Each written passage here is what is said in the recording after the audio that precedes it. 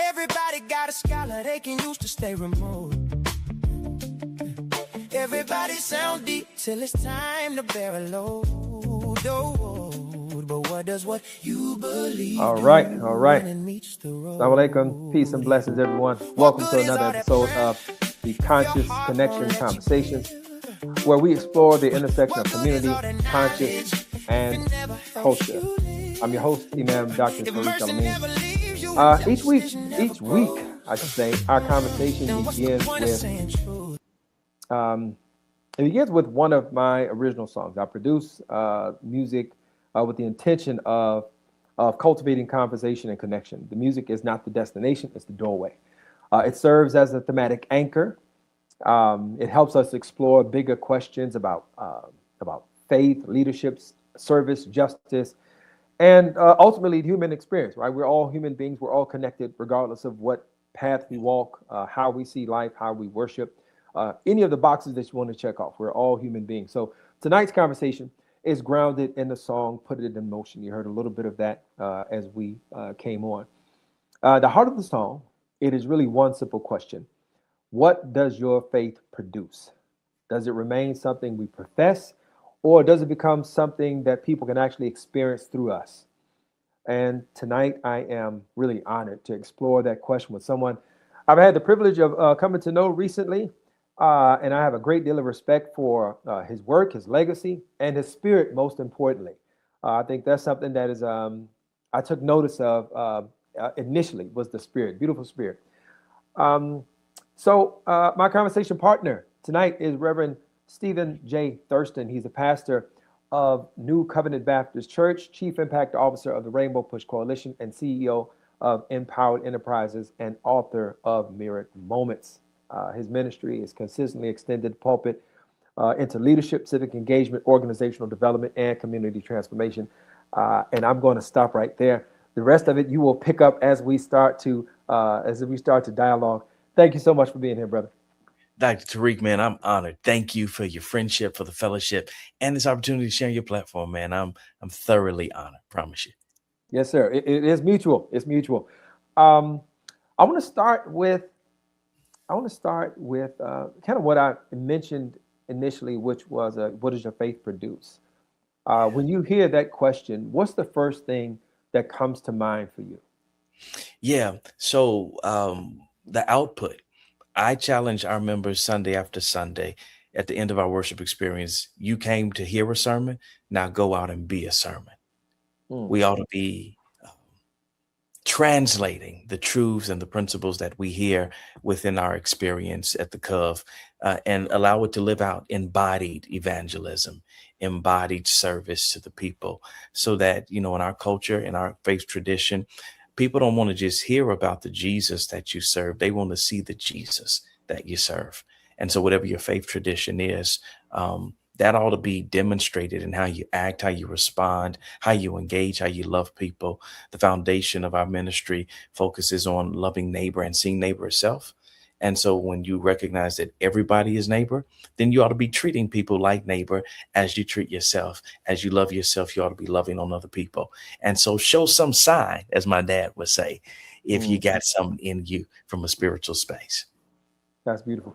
Now, you kind of segued with the last few seconds of that answer into my next question, which is, who first showed you what lived faith looked like, what it looked like to be the living word, if you will? Yeah, I would say, of course, parents formed the foundation from that lens and kind of carrying out. My dad, I'm fourth generation pastor. So great grandfather, dad, then I. So living that out, seeing my dad practice what he preached, literally. So I had that element. And then I was raised in the context of Rainbow Push and Jesse Jackson and the Jackson family.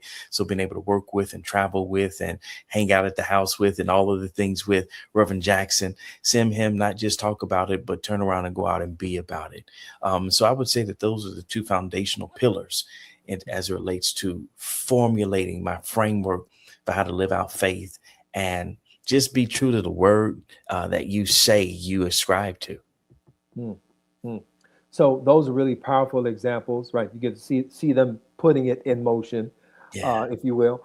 But in terms of as a fourth generation pastor and coming into your own in terms of defining what leadership looked like for you, or how it would move through you, um, are there elements that you've taken uh, from these mentors? Whether it's your father, your grandfather, Reverend Jackson, and then the next thing I would say was, how did you determine what would be your unique expression in terms of your ministry?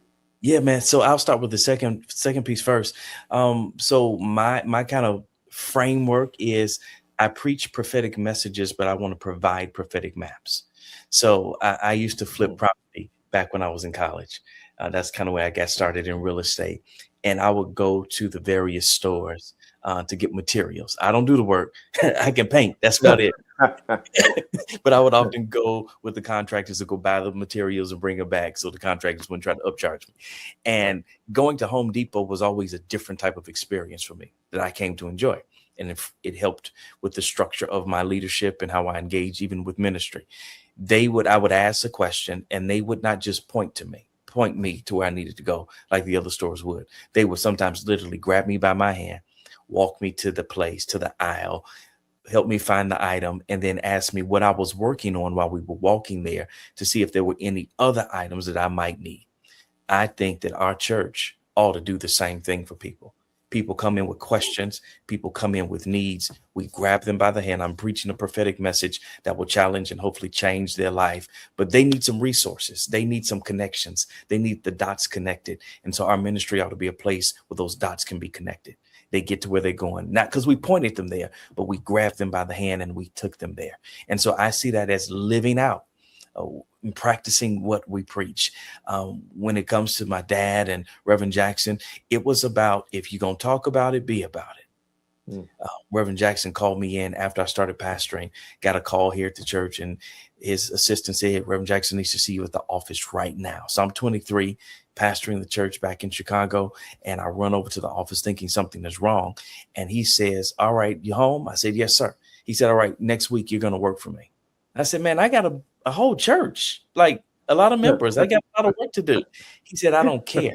You're coming to work for me because you're not going to be one of those preachers that's just up in the pulpit hooping and hollering. You're going to make sure that you marry Jesus and justice together.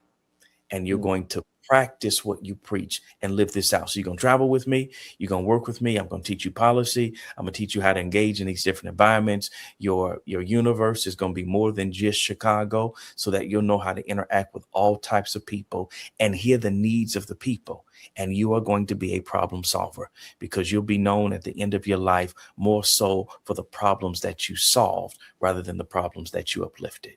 And so all of that, man, has meshed together to help me to do what I do and frame how I engage ministry work and just life and period. Yeah, that's powerful. You'll be known for the problems you've solved, not the problems you uplifted. Yeah. That's a great quote. Now, was your calling, was that something gradual, or seeing that you are fourth generation? Because sometimes there's the inclination to say, I'm going a different way. I don't know if I want to take this on. Every day I'm like, why am I doing this? So as a kid, I would mimic and mock my dad, all of that kind of thing. But I'd always said, I'll never preach, because I don't like talking. I don't like crowds of people. So I was born with a natural gift of music. And so I thought that the music lane and being a musician in church would be it, the end all be all. So I get to college, I go to Morehouse, and of course I'm hanging around all the preachers at Morehouse and ITC, International Theological School, that's down the street from Morehouse. So kicking it with them, a lot of them knew my dad. So they took me in under their wing, looking out for me while I'm in school. And I would say maybe second semester of freshman year, I started sensing something. One of my best friends, who's also now pastoring in Atlanta, we became roommates. Our dads pastored together, friends preached together, all of that type of thing. And so we started having those conversations, like maybe one day we kind of feel something, but we're going to push it off. I wanted to do business. I wanted to make money first, and then I come back and do that church thing later, as I started sensing there may be a shift. What I noticed when the shift really became real is that as a musician, I'm playing in church Sunday after Sunday, but then I'm noticing that I'm becoming more critical of the preaching moment than the music moment. And I Mm. had a mentor to tell me around that time period, Stephen, that which you're most critical of is often the space you're most gifted in. So I'm starting to see this shift and this change. And finally, around second semester, sophomore year, had a conversation with my pastor then in Atlanta. And actually, he broached the conversation. He pulled me in. He's like, "You supposed to be preaching. I'm just waiting on you to let me know when it's gonna happen." And Mm. so it was. I'm still trying to push it off. I had an opportunity to buy a movie production company while I was in college. I raised like $20 million. This is pre-Google, pre-AI. I just went in there and sold these guys a dream, and they were willing to put up the money. And the deal ended up falling through maybe like 7 months later on some technicalities. And my pastor again at the time called me in. He knew about the deal, and he said, "Congratulations, Stephen. I'm proud of you." And I'm like, "Whoa, why are you celebrating the fact that this deal just fell apart?" And I was about to be like super rich, about to get the bag. And he said, "I'm congratulating you because now you can do what you're supposed to do. You know that God has called you to preach. And I didn't believe that God was going to allow this door to open until you did what you were supposed to do first." And so after that crucial conversation, my dad and I had conversation, and we kind of moved forward with this old preaching thing that turned into pastoring. And here I am 25 years later. 25 years. Yeah, Mm. Does it seem like 25 years? it doesn't, man. Not at all. Time has moved swiftly, Yeah, but it's been a fun journey. yeah, yeah. That's beautiful. It's been 13 years for me as the resident imam, but I Okay, served as an assistant for about 10 years. nice. Before that, and it feels like a whole lifetime, Yeah. but not in a burdensome sense. But Yes, I you know, got you.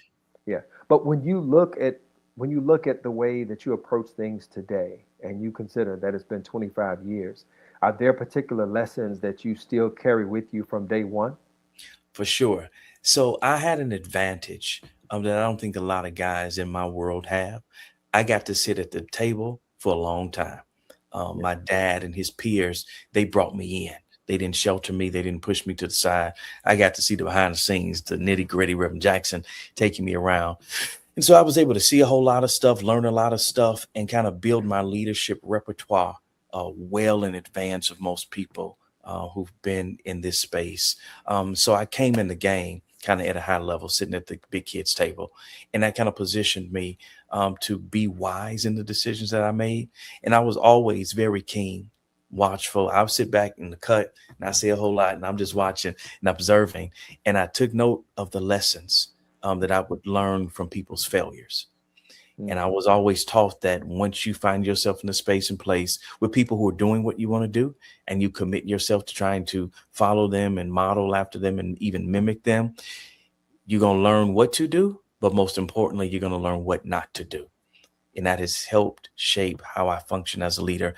We've got a staff of about 34, 35 people. And so how I engage with them, that's at the church, and then a push. I forgot how many people we got over there. But all of those principles, loving people, operating with emotional intelligence, saying what you're going to do, and then doing what you said you were going to do, grabbing people by the hand, walking them to where they need to go. If you see them struggling, don't just discard them, but do your best to help them. And some people are unhelpable. I know that's not a word I just made up. And sometimes you got to release them to their next because they just may be great people, but in the wrong position. So I've learned how to navigate all of that, the different personalities. I still have some of my great grandfather's members. Really? Yeah. I got 80 and Wow. 90-year-olds that were members underneath my great grandfather. So I've got 4 generations of people here. And so navigating those different personalities and mindsets and all that kind of thing, man, those are some of the things that I picked up along the way, just gleaning from the leaders I was able to sit under and sit around. Mm, mm. Now, there is a difference between preaching and pastoring. Oh, yeah. Everybody does not pastor. That Yes. requires a different level of acumen. It's skill, but it's also, and I think you mentioned emotional intelligence, and I would add one more thing. I would say investment. Yeah. Uh, can you Can you talk a bit about what it means? Because you talked about the Home Depot, and that immediately, how the Home Depot employees, the Yes. ones that you came across, they're like, "What do you need? Let me take you to where that thing is, and then let me also investigate. Let me interrogate you a little bit to Yeah. see if there's any other way I can assist you." Excuse me.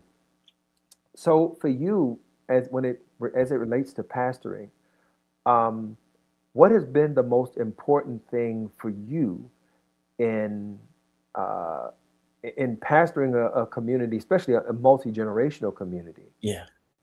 whose needs may vary, be all across the spectrum. Right. Uh, what does that look like effectively and on a day-to-day basis? Yep. One, it's building a team around you for your areas of weakness. I am a very practical, like boom, boom, boom.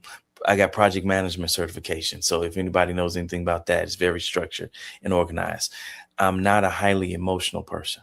And so because I recognize that, I've got another guy that helps me out in the space of our funerals and our, bereavement, because I'm not super sensitive in that way. And I want to make sure still that the membership's needs are met in that capacity. So I brought somebody on who was strong in that space to help me carry that burden. So not being afraid to give up power and Mm, distribute power to other people who can do what I can't do. Being honest with myself about what my weaknesses are, continuing to drive in on my strengths. So that's been one particular way. Um, Being sensitive to the needs of people, recognizing that though it may not be important to me, it's important to them. And so when I first came back, so I pastored before for 9 years. I retired at the end of 2011, and dad decided to retire, excuse me, in 2023. And so I mm, came back in. And so something that I initiated out the gate, sending birthday cards to members. mm. So at the top of every month, we would send out birthday cards, and it would blow my mind. I think it's just something simple, whatever. But members would have tears in their eyes. Pastor, thank you for remembering me, thinking about me on my birthday. So doing the little things that make people feel important and special. And as the church continues to grow, making sure that people don't feel like a number. So after church, I intentionally stand after, unless I have a flight to catch. I'm shaking every hand I want to shake my hand. For the senior seasoned saints that can't come down front to shake my hand, I'm walking to the back of the church to hug on them and love on them, responding to text messages and emails, even when I'm tired, but just doing the little stuff, man. That's what I've learned that makes for an effective leader, making people feel special, that you care about them genuinely, Yeah. because they can see the BS. And so Oh, you yeah. got to demonstrate that genuine care. Now, there's a fine line between um, providing uh, providing I don't want to say service, right, but providing care, right, Yes. providing care that is authentic, that's valued, that's received, but also with at the same time burning yourself out doing so, Yeah, right? for sure. So you have a lot of experience in leadership. Yeah. What are some of the things that other leaders who may listen to this conversation benefit from as it relates to providing authentic um, service and care while also Yeah. maintaining a sense of your own need? Sure. So I build sabbatical in to my schedule, Okay. and rest and Sabbath. So every Friday is my Sabbath day. Oh, I try not to take meetings if I don't have to. I try to make Friday my day to do whatever I want to do, whatever fuels me and kind of rejuvenates me. And so that's what I do on a weekly basis. About on a quarterly basis, I make sure that I get away, even if it's a staycation or if I just drive up to Wisconsin, get an Airbnb, just to take some time to refresh, replenish, hit the reset button. And if I don't want to do nothing but lay in the bed all day, I do that. And then I've built in, and I did this out the gate so that the members would be aware that I respect rest. Every October, that's my whole sabbatical month. I don't go to church. I ain't looking at church. I'm not opening no Bible, none of that. And so I live in Morocco part time, and I go to Morocco because I get sleep in America, but I get rest in Marrakesh. And so Mm. The members know that. They respected the staff. They don't reach out to me. If the church burns down, it just burns. We'll call the insurance company when I get back. But I make people respect those boundaries. Yeah. I saw my dad doing for and giving, and I'm a giver, but putting people through school, paying their mortgages, all that kind of thing. But I know my boundaries and my limitations. I know how to say no. And I've made it clear to the people up front, if I say no, it's for a reason. I'm not just trying to be mean, but I'm tapped out. And Yeah. that means from the money side, from the energy side, all of that. And so just making sure that you establish that routine, that rhythm, and you build in rest, because you want to take the rest before your body makes you take the rest. Yeah, and quite often, as a matter of fact, we just had a long serving member of my imam staff. Matter of fact, who was on before I was elected as the imam. Yes. Um, and and he basically just put in his retirement papers. He's like, look, I'm 79. I've been doing this for over 30 years, Yeah. and he has been an absolute a blessing, for our community. Yes, sir. But he did something that we don't often see, which is to retire as opposed to being retired. Yes. So Yeah. I think there's a lot of self-awareness Yeah. that comes with that. Yep. That's a great point. If I can jump back in, Hmm. in the Black church space, we are horrible at passing the torch and retiring. That's become a new trend that guys and girls are trying to pick up on. But it's a lot of people holding on to the very end. They kill themselves and they kill the ministries that they lead. So you can't miss your exit. You got to know when to get out. And I came back in 2023 with an exit plan and a potential exit date. Now, of course, we'll allow God to kind of guide me.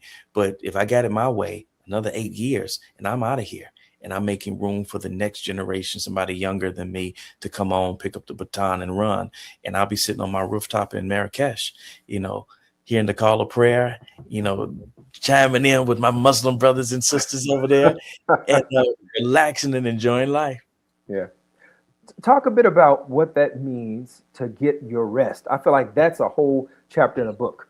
I sleep in America. I get my rest in Marrakesh. Yeah. Uh, yes, say a bit more about that type of thinking, right? Being able Sure. to delineate between the two. Yeah. So over in the motherland, on the continent, stuff just moves at a different pace. It's not rushed. It's not hurried. Anytime they tell you something's gonna happen, that's just a suggestion. And such and such is gonna start at 7 p.m. Okay, it may be 8:30 when it kicks off, and nobody's mad about it. And so Right. when I got there and I kind of picked up on that, my body just naturally just started to relax and move at a different speed. So I don't take my laptop. I may take it just in case something pops off, but I'm rarely on my laptop. I don't check emails. I'm not on social media unless I'm trying to make people jealous with pictures in the souk and hanging around the city.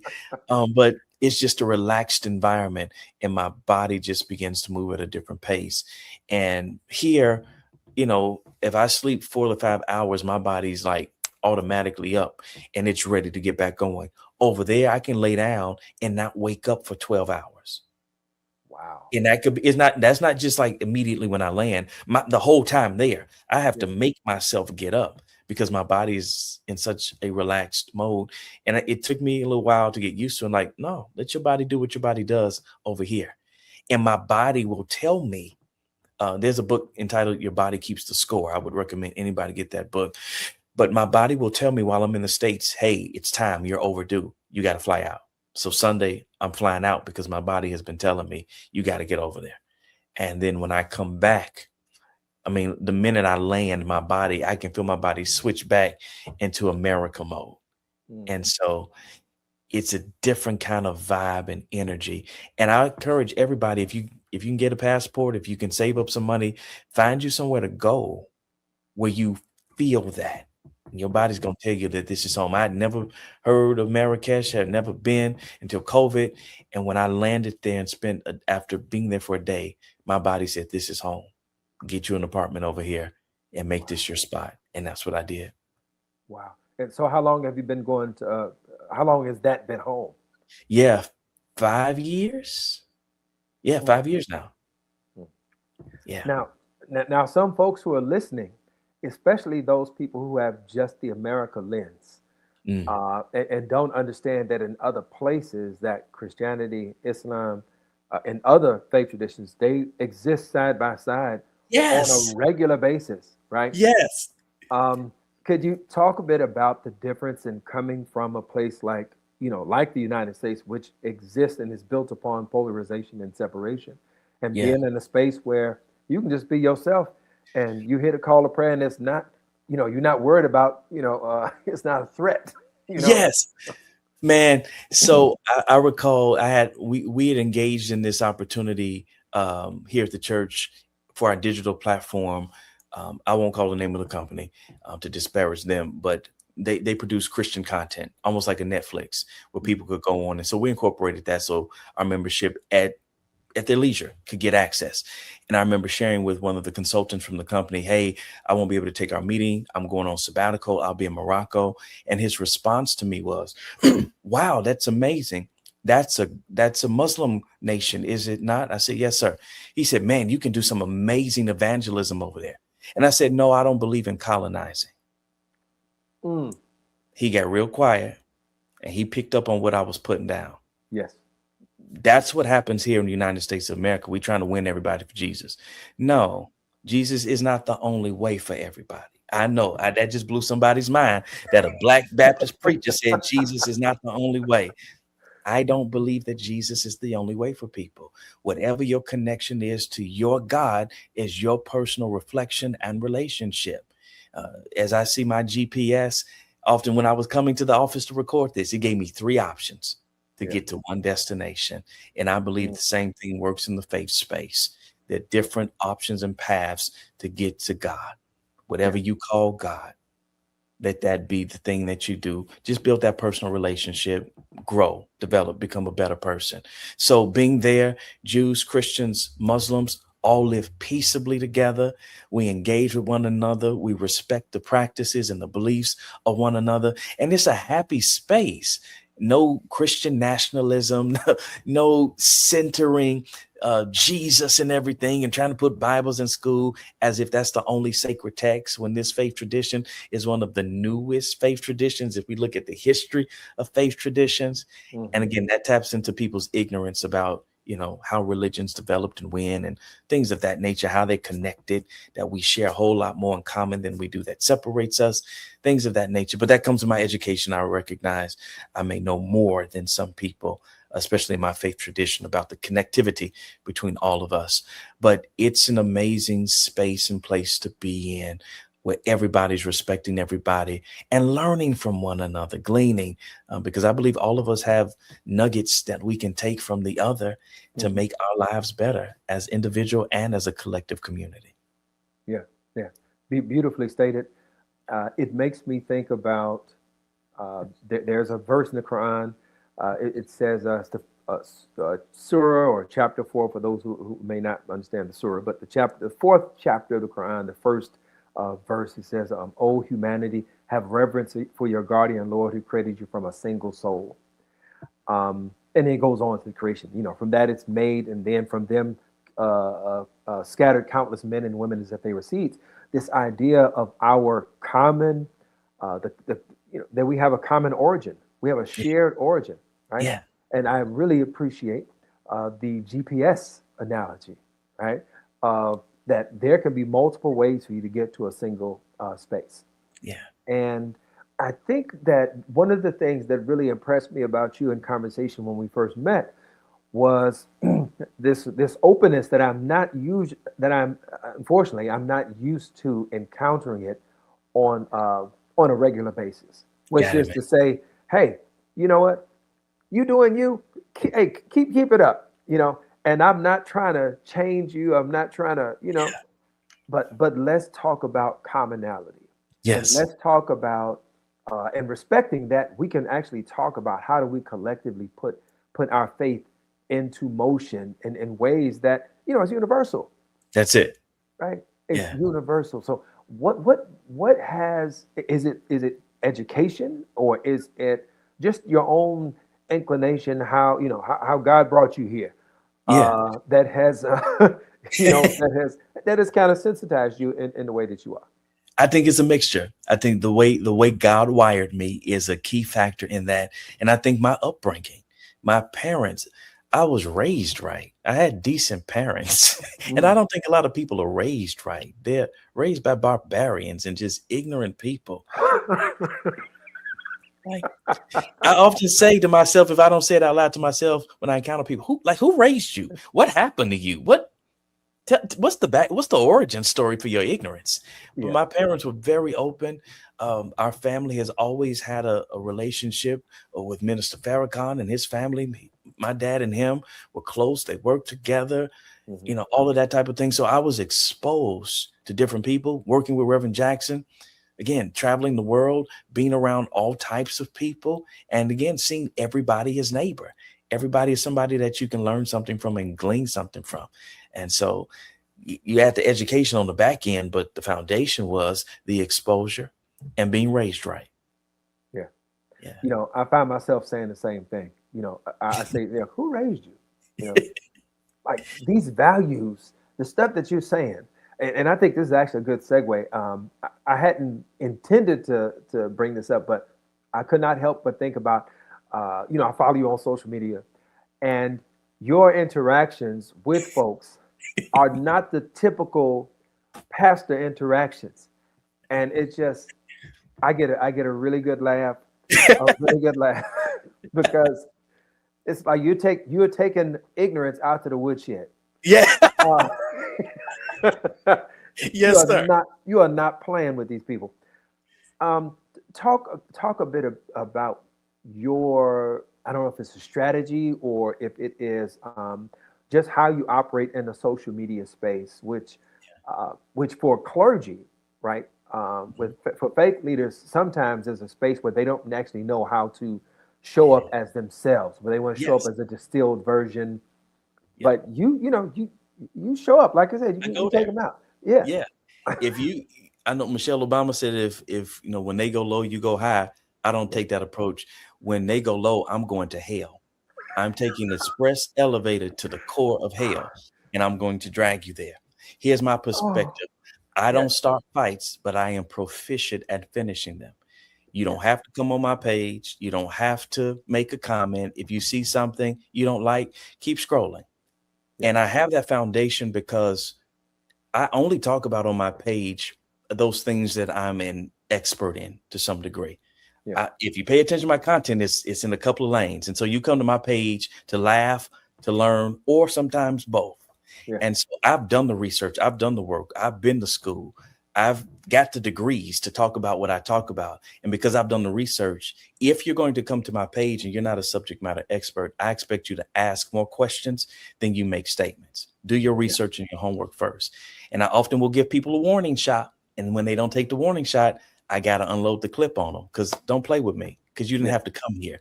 What gives me the freedom to do that where it does not many other clergy? My dad taught me something early on, and especially when I started preaching. He said, get your own money, have money so that you can be free. Don't find Mm. yourself in a position where the church can tell you what to do, where to live, how to dress, what to drive, when to travel, all of that. And then I had another pastor mentor in Atlanta.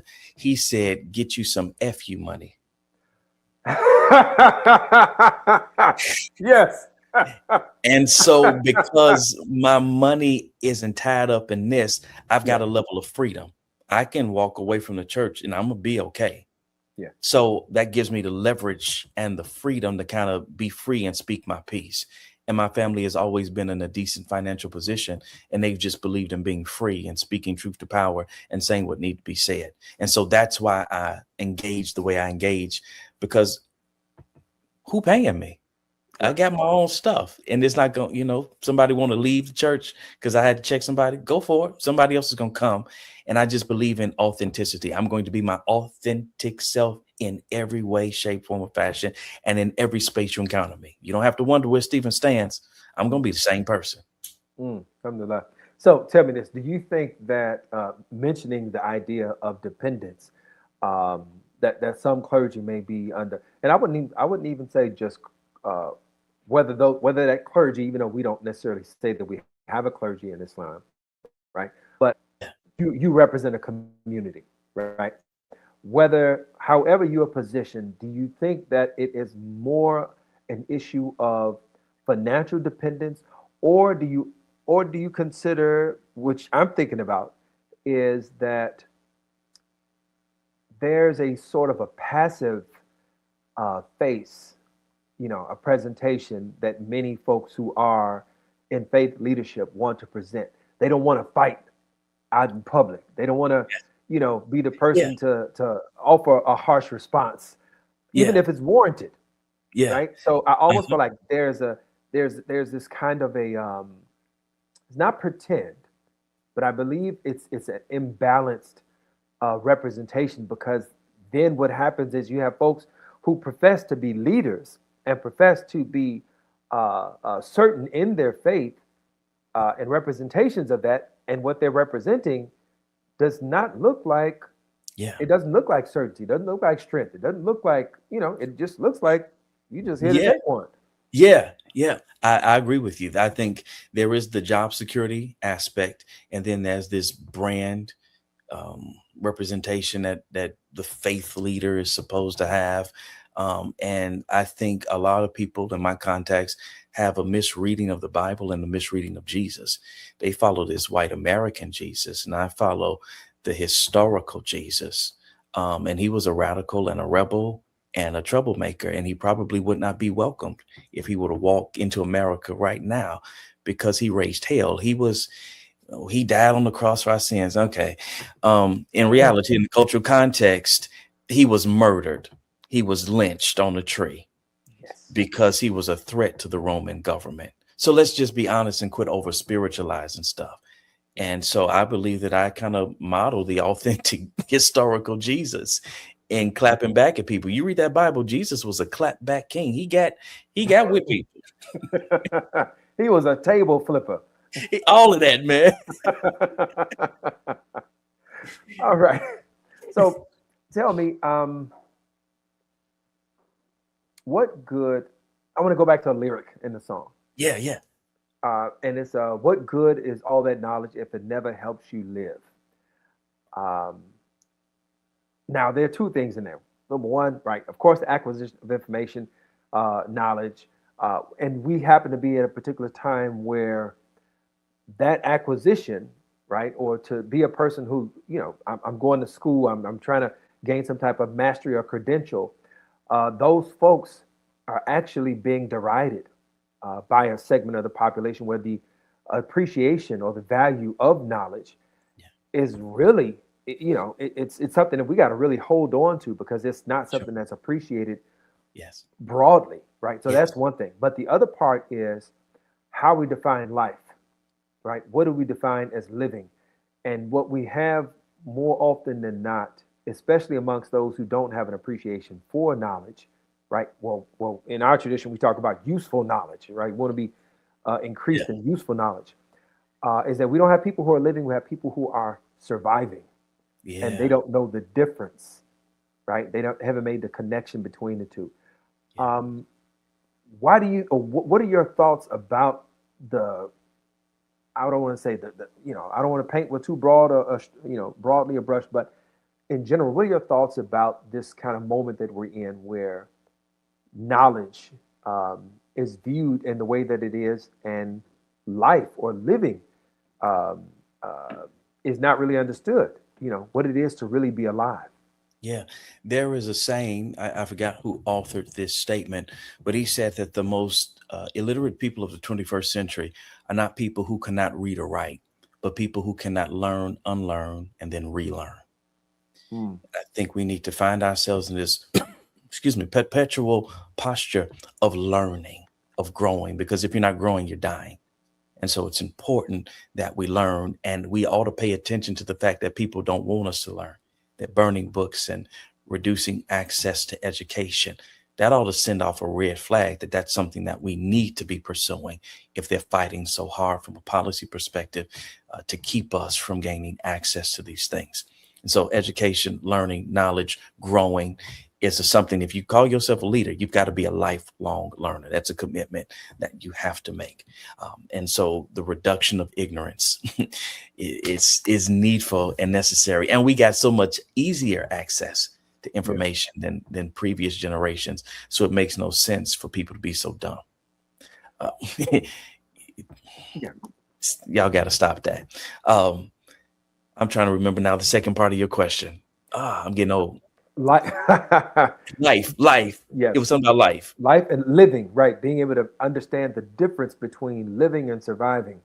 Yes, Uh, and knowledge, not real knowledge. Knowledge is transformational.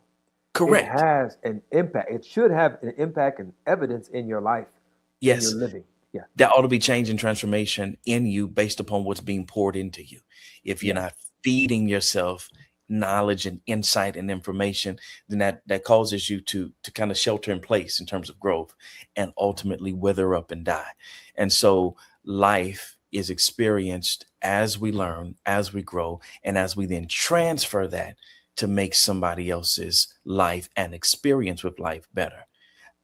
We don't get the information, we don't get the experience just for our sake. I was always taught that it's for somebody else. I remember when I came back to Chicago, initially, I was back to help Pastor Meeks at Salem at the House of Hope. And I spent 5 years there helping him to transition that church to prepare him to retire. And so the question was raised, why would you come back to Chicago and not go to your dad's church? Why would you go somewhere else? And my dad said to me when I called him and said, hey, Pastor Meeks has invited me home to help him. He said, I paid all that money for you to get all that schooling, not just for you, but whoever needs your help. That's why I paid for it, for you to help them. Mm. And so if we're not helping somebody else with what's been poured into us, then what are we doing? Yeah. This has to be the collective call for our communities, that we empower people, that we reach back, that we grab somebody that we can teach, that we can mentor, that we can sow into, because that's how we stay alive, especially in times like these. That's Yeah. what living looks like to me, when I can look behind me and something is growing that I may not live long enough to see it reach its full potential. Yeah. That makes me think about, there's a saying, it says that if it was, I'm probably going to mess this up a little bit, but it says something along the lines of, if you knew that the world was about to end and you were about to plant a tree, that you should still plant that tree, Yeah. you know? Yeah. And it speaks to two things. The one is what we know. We only see a fraction of Yes. reality. You know, Yeah. I love this. I use this example sometimes talking about bees and how they see ultraviolet light, right? Yeah. And how the world looks so much different to them. Like what they see is not what we see. Correct. We got a very limited spectrum of light that we're able to catch. Yeah. And so even with the things that we know, like man, the world is about to end right now. That's just based on what you see. That's right. You know, that's just based on what you see. But if you have an opportunity to do something that is going to be of benefit, still do that thing. That's it. Because you're remembering that even with the certainty of these eyes and these ears, they're still not certainty. Yes. You know. Yeah. When we look at our ancestors that fought to get off of plantations and fought for rights, they knew that they would never see some of the stuff. And so we are our ancestors' wildest dreams, because we are what they never thought they would ever see, but yet they fought for it. They died for it, sacrificed for it. We got to do the same for those who are coming behind us. Yeah, absolutely. Absolutely. Now you've mentioned the importance of the mentors, the fact that you were able to um, be at the big kids table early on, Yeah. right? That you were given access, and that you learned early on through your work with Reverend Jackson, um, the importance of being able to marry faith with justice, Yeah. and having some acumen with policy, right? Because these are things, you know, I think the saying was, um, policy is theology in a public place, Yes. Yes. So as a leader, what is your or how do you deal with translating that value, uh, that sensitivity into the cove where you have congregation that is also aware of the importance of that marriage, and where they may not think that that's something that's important at the outset, Hmm. but looking at the responsibility that you have as a pastor. Yeah. um, how do you address that? How do you inculcate that into the life of the life of the congregation? Great question. So it starts when somebody joins the church. We take them in the back to the intake room, get their information, and the last question that's asked of them: Are you registered to vote? And if they say no, they get registered that day. You can't be a member of my church and you're not at least registered to vote. Now, I want you to move past registration to actualization. You got to get to the poll. But I Yeah. want them to be clear up front that we're very socially engaged, socially focused, and we're going to fight the power for anybody who's marginalized and minimized. From there, it shows up in my preaching and my teaching. I don't care what I'm talking about, what the topic is. We're going to get back to loving our neighbor, treating our neighbor as ourselves, loving neighbor as we love God, as we love self. Those three combined together. And so that's on repeat in every message, in every teaching, and then in the actions that we take, in the nonprofits that we sow money into. And so every month we do something called the Great Things Project, because we can't do everything. Some stuff may be good ministry, but it doesn't necessarily align with the specific things that we're focused on. So we find other organizations that are doing great work, and we cut a check to them to help them continue to do the great work that they're doing. And so that's what our membership knows. They hear it in the preaching, they hear it in the teaching, they challenge the vote. Our Social Justice League, which is a combination of 3 or 4 different social justice organizations that have merged and become a ministry of our church, where we have members volunteer to serve in those capacities. So they go out, find out what those organizations are focused on, the policy issues, whatever. They bring it back to the church at large.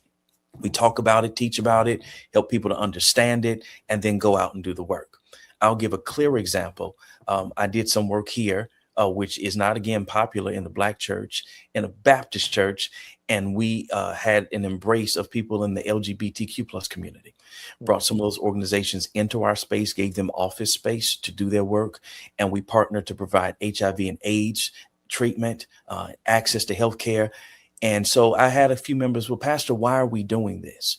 And so I helped them to understand that just last year, 850 laws were put on the books to hurt and harm LGBTQ plus people. You tell Mm, me another group of people that had 850 laws put on the books.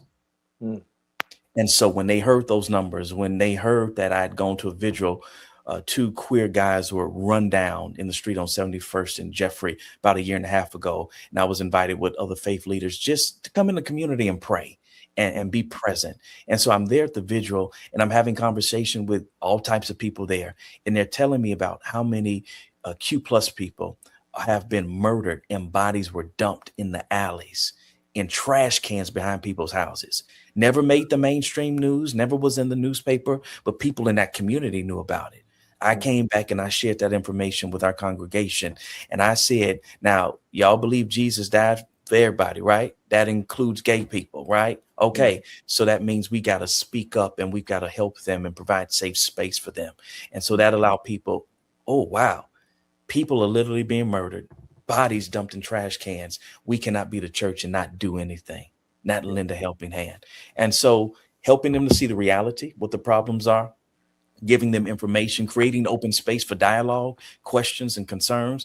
You ain't got to agree with other people's lifestyle, but you're going to respect them as human beings, as people Yeah. that were made in the image of God. And so if we could at least do no harm, I believe that I've won. Yeah. And I'm glad that you brought that up, because this is one of the topics within my own faith tradition, where uh, there's two things happening. One is there's the conversation about what is prohibited, right, Mm. within our from a religious theological standpoint, right, Yes. scriptural standpoint, right, Yes. and I'm not here to argue that at all, right? Yes. That's what it says.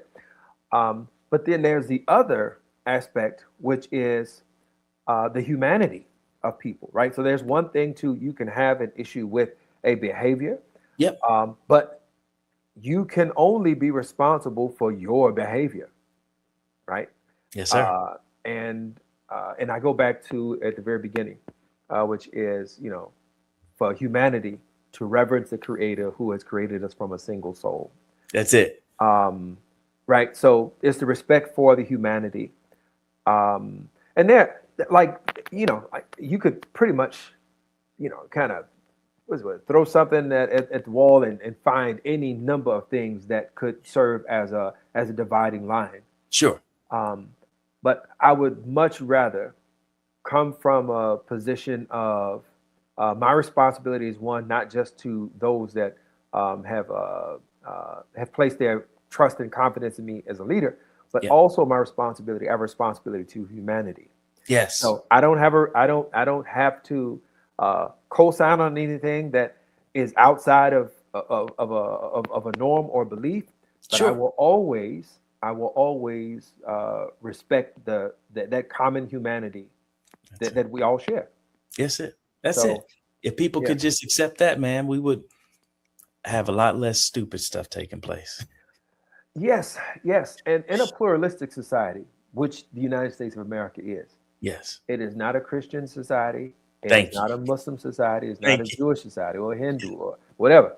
It Yes. is a society where you are free to practice Yes. as you choose to. You have the freedom of worship. Yeah. And with freedom, Imam Warathdin Muhammad, he had a term he called shared freedom space. Mhm.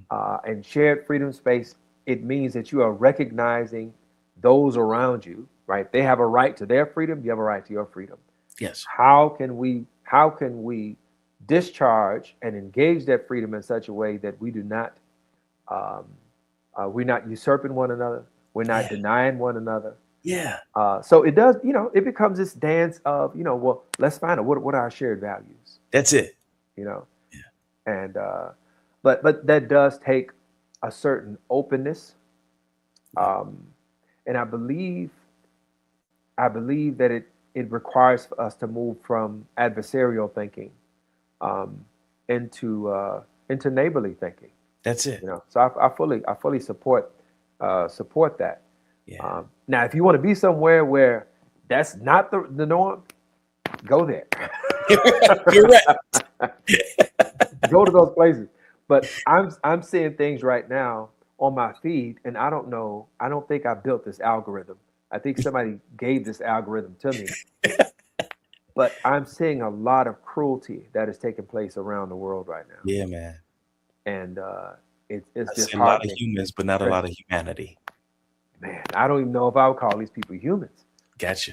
I don't even know. Like just the cruelty, the lack of compassion, and Yes.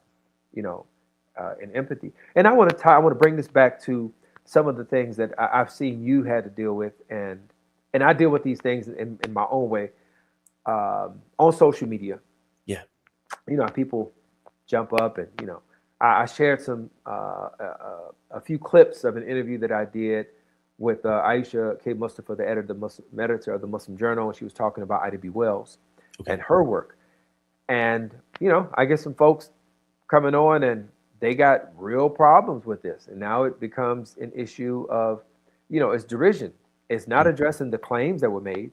It's just, oh, so what are you going to cry about now? And you're anti-Trump, and you're all this and all that. And my response was, at this point, my response is, look, just be better. Because honestly, I'm not moved by none of these people. Yes. It's just, Exactly. hey, just try to be a better person. I'm sure there are people who love you. I'm sure that you go to work and people think you're a swell person. Right. But you're showing up out here like, like you wasn't raised right. You probably weren't. Right. You probably weren't. Yeah. But also that keyboard and that screen gives people a lot of confidence that they don't have in person. I've also discovered that. Oh yeah. Yeah. Yeah. And my philosophy is, I don't really care about this keyboard stuff. I'll show you a whole lot more grace online than I will in person. Yeah. Yes, sir. I know who I am. Yes, sir. So, let me ask you this. I know we're getting close to a shutdown time. Have you had experiences where you got folks who say, "Look, our faith just needs to stay in the church, and you don't need to be doing all of this, rabble rousing. You just need to be preaching the word."